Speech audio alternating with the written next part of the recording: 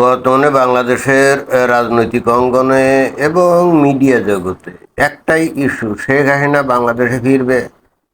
এখন কিভাবে ফিরবে? সে কি বন্দিনী হিসেবে বাংলাদেশে ফিরবে, নাকি মুক্ত স্বাধীন মানুষ হিসাবে সসম্মানে উনি ফিরে আসবেন?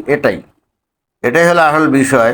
এবং এইটা নিয়েই কিন্তু বহুল চর্চা চলছে। এবং একই সঙ্গে আর একটা বিষয় যেটা ব্যাপকভাবে চর্চা হচ্ছে, সেটা হলো যে এই বাংলাদেশের প্রধানমন্ত্রী তারেক রহমান, উনি ওই যে ভারতে যে বিমস্টেক যে সম্মেলন হবে, সেখানে আগামী মাসে কত মনে হয় যে 11, 12, 13, 14 এরকম সেপ্টেম্বর 11, 12 এরকম তারিখে, সেপ্টেম্বর তারিখে সেখানে উনি ভারতে যাবেন কিনা।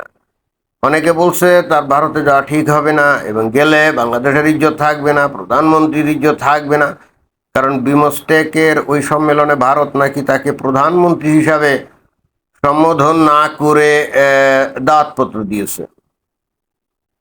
তো এই সমস্ত কথাবার্তা ইদানিং চলছে। আর শেখ হাসিনা ফিরে আসবে কিভাবে, এবং এটা নিয়ে যখন মোটামুটি একটা পরিস্থিতি তৈরি হয়েছিল, হঠাৎ করে কথা নাই বার্তা নেই 5 আগস্ট শেখ হাসিনাকে দিয়ে আবার লাইভে প্রোগ্রাম করানো হয়েছে, যেটা নাকি আবার বাংলাদেশে কোনো খবরে ছাপে নাই।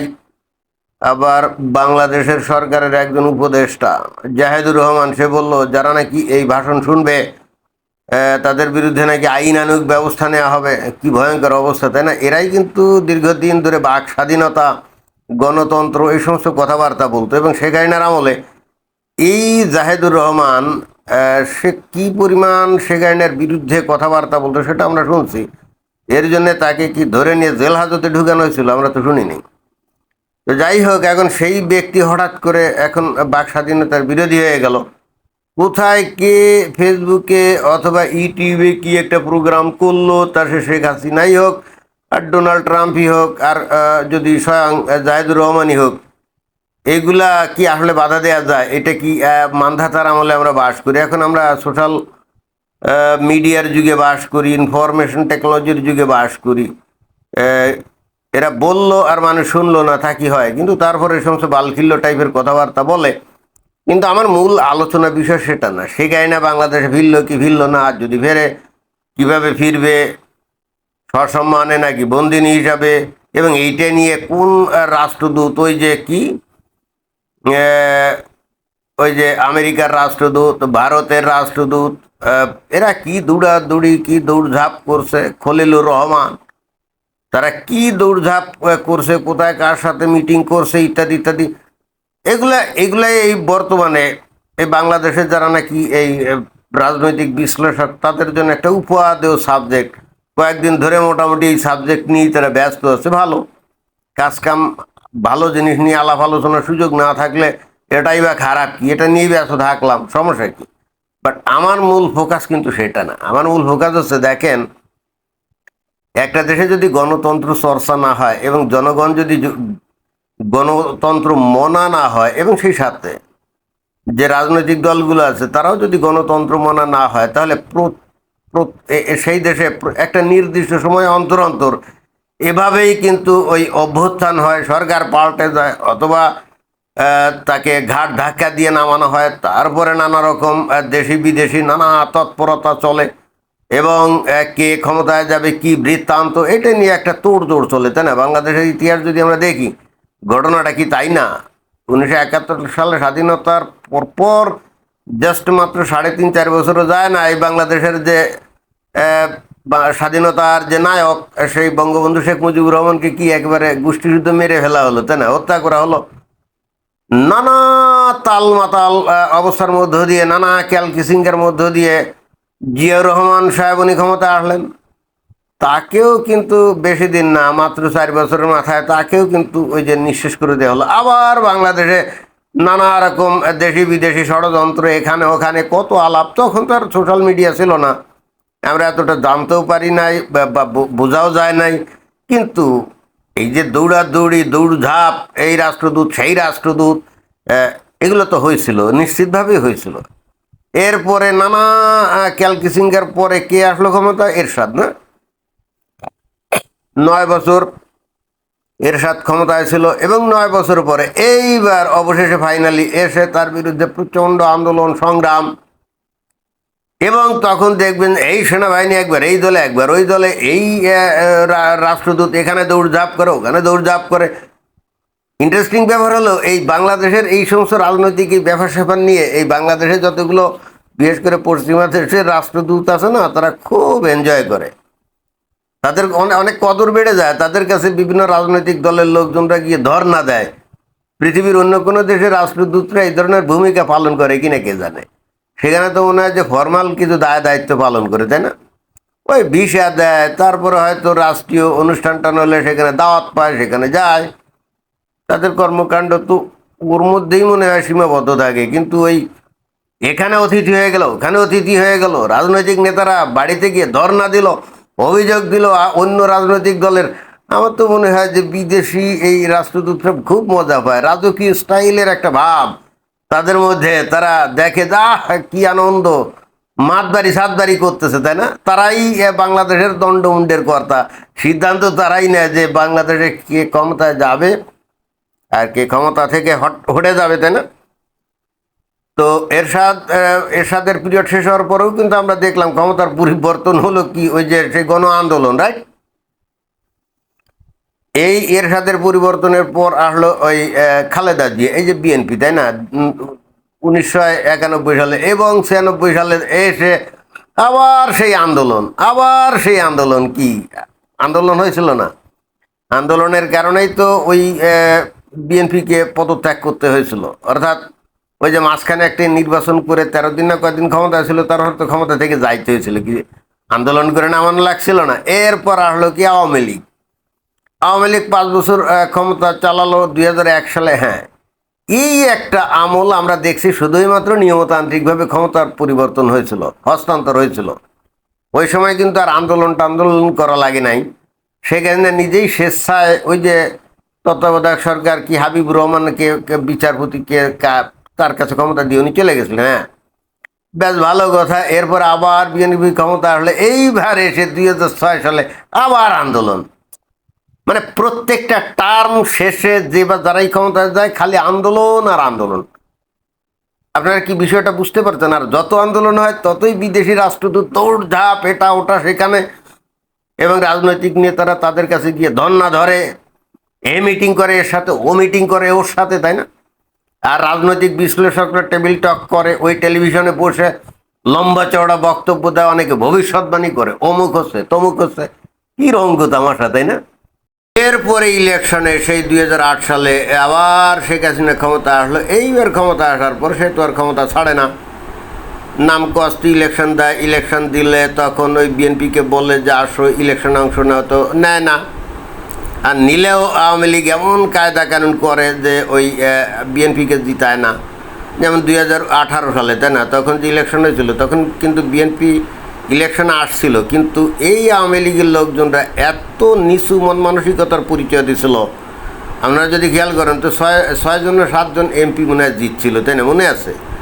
ওই সময় যদি একটু নিরপেক্ষ ইলেকশন করতো শেখ হাসিনা, তাহলে অতঃপর এই যে শেখ হাসিনাকে কিন্তু ফ্যাসিস্ট উপাধি ধারণ করে এই যে বাংলাদেশ থেকে কিন্তু পালাতে হতো না। এটা কিন্তু বুঝতে হবে। কিন্তু শেখ হাসিনা কতটা কী করছিল, বাট তার যে সেলা চামুন্ডা বা মাঠ লেভেলে যারা এমপি পদে দাঁড়াইছিল তারা ন্যূনতম কোনো উদারতা দেখায় নাই, ন্যূনতম কোনো ছাড় দেয় নাই। ফলে হচ্ছে কি মাত্র 7-8 জন মনে হয় বিএনপির লোকজন জিতছিল, আর কেউ যেতে নাই। তো এবং ওই সময় বস্তুত শেখ হাসিনার যে খুব করুণ পরিণতি হবে সেটা কিন্তু ওই দিনই নির্ধারিত হয়ে গেছিল। এবং এর জন্য দায়ী কে? শেখ হাসিনা নাকি? না, এই শেখ হাসিনার সাঙ্গপাঙ্গ যেগুলো এইগুলাই দায়ী। ওই ইলেকশনটা শেখ হাসিনার উচিত ছিল বাতিল করে দিয়ে নতুন করে ইলেকশন করা, এবং তাতে করে যদি অন্তত মিনিমাম 7খানেক সিট এই বিএনপিকে ছেড়ে দিত, তাহলে ইহজিন্দেগিতে বাংলাদেশে ওই গণভ্যুত্থান হতো না, আন্দোলন হতো না, এই গণতান্ত্রিক ধারা কিন্তু বজায় থাকতো। কিন্তু দেখেন সেখানে আওয়ামী লীগ ন্যূনতম কোনো উদারতার পরিচয় দেয় নাই। এবং আমি নিজে এখনও বিস্মিত হই যে এইখানে কেন শেখ হাসিনার মতো একজন পোড়খা রাজনীতিবিদ এই ভুলটা কী কারণে করলো। সে তার সেলা চামুন্ডা যে সমস্ত জিনিসগুলো করলো সেটাতেই সে সায় দিল, এবং এটা করে সে কিন্তু নিজের পায়ে নিজেই কুড়াল মারলো। এবং তারই ফলেই কিন্তু 2024 সালে তাকে খুব অপদস্থভাবে বাংলাদেশ থেকে চলে যেতে হয়। তো যাই হোক, 2024 সালে শেখ হাসিনাকে কিন্তু আবারও সেই গণ আন্দোলনের মুখে পড়তে হয় এবং তাকে চলে যেতে হয়। এখন এর পিছনে বিদেশি ডিপ স্টেট আছে, অমুক আছে, সমুক আছে, আমি নানা কিছু বলি, মানে শোনা যাচ্ছে, নানা কিছু আমরা শুনি বা এগুলো প্রচারিত, তাই না? কিন্তু মুশকিলটা হচ্ছে, আপনারা খেয়াল করে দেখছেন যে এগুলো সবই সম্ভব। এই বিদেশি ডিপ স্টেট কার্য করা সম্ভব, তারপরে মনে করেন যে রাষ্ট্রদূতরা এর সাথে মিটিং করে, ওর সাথে মিটিং করে, অমুক করে সমুক করে, এগুলো সবই সম্ভব। কখন? যখন দেশে গণতন্ত্র থাকে না, দেশের মানে জনগণ গণতান্ত্রিক না, রাজনৈতিক দলও গণতান্ত্রিক না, যখন ক্ষমতার পরিবর্তন হয় শুধুমাত্র আন্দোলনের মাধ্যমে, তখন তো বিদেশি বিভিন্ন প্রভুরা তো নানা রকম তেলেসমাতি কারবার করবে, তাই না? এবং তার একটা উজ্জ্বল নমুনা কিন্তু বর্তমানে। এখন শেখ হাসিনা তো ভারতে চলে গেছে, তার বিরুদ্ধে বিচার করে ফাঁসির আদেশ হয়ে গেছে।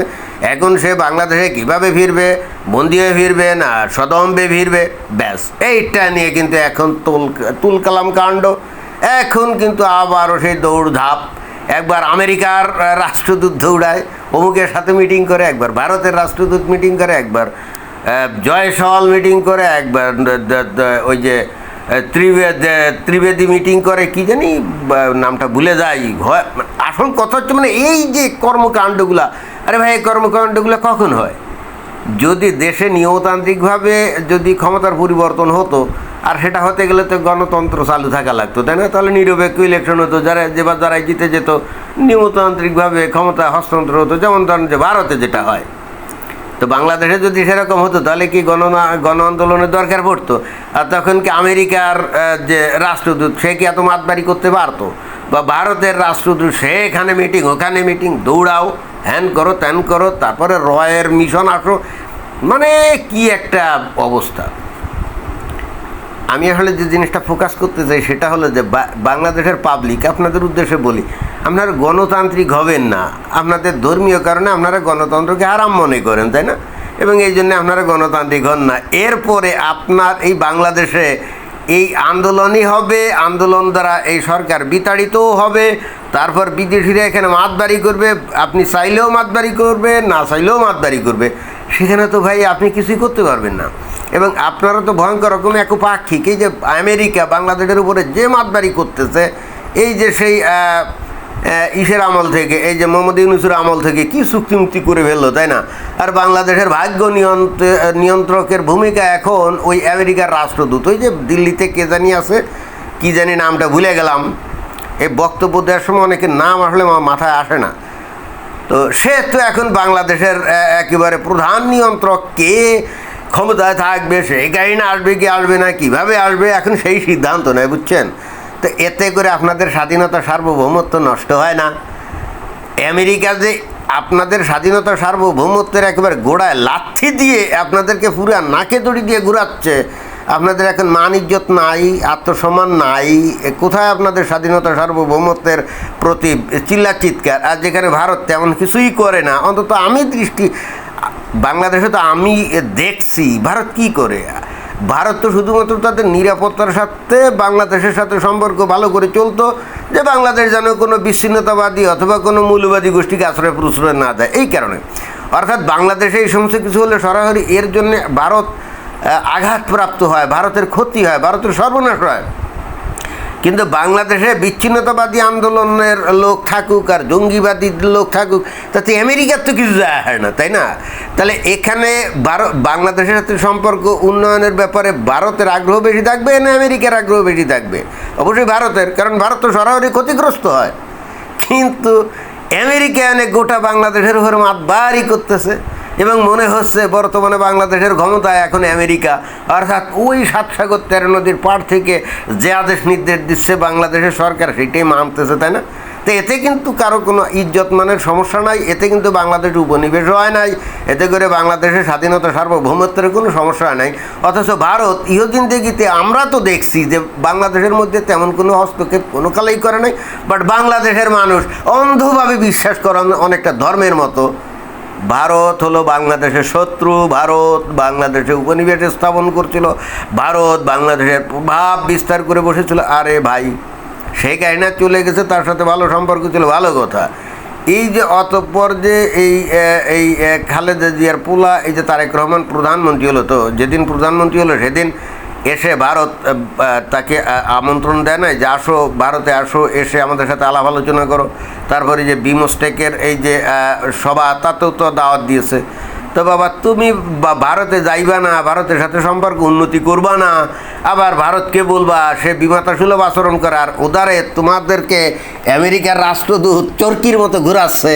মনে হচ্ছে যে এই বাংলাদেশের ক্ষমতায় আমেরিকার রাষ্ট্রদূতের হাতে, সেখানে তোমাদের কোনো স্বাধীনতা সার্বভৌমত্ব যায় না। মানে কি বিষয়টা কি? গণতন্ত্রের চর্চা না করলে এটাই তো হওয়ার কথা, তাই না? গণতন্ত্র তো হারাম, ওইটা চর্চা করা যাবে না। তাহলে প্রতিনিয়ত এই আন্দোলনই করতে হবে। এই যে আজকে তারেক রহমান আছে না, আমি গ্যারান্টি দিয়ে বলতে পারি তারও আন্দোলনে পতন ঘটবে, দেখছেন। কারণ এখন ক্ষমতায় গেছেন, এখান থেকে তো নামতে চাইবে না। ওই শেখ হাসিনা যেভাবে থাকতো না ওইভাবেই থাকতে চাইবে, ফলে আন্দোলন হবে। এবং তাকেও দেখবেন যে অবশেষে শেখ হাসিনার মতো দেখবেন যে পালানোর মতো পরিস্থিতি তৈরি হতে পারে। হ্যাঁ, this is the destiny of Bangladesh. এটাই হলো আসল কথা, এটাই হলো বাস্তবতা। ধন্যবাদ।